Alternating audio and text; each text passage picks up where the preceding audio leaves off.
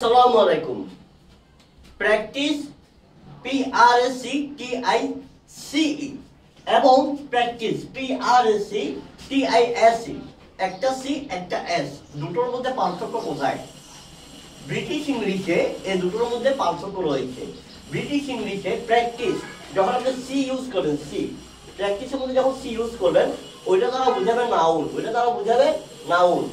যেমন to speak English well you need a lot of practice, এখানে practice হচ্ছে noun.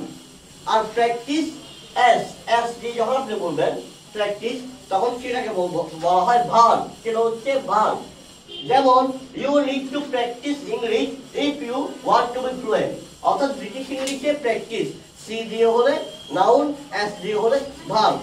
কিন্তু আমেরিকান ইংলিশে যদি আপনি প্র্যাকটিস যদি সি ইউজ করেন, সি PRACTICE,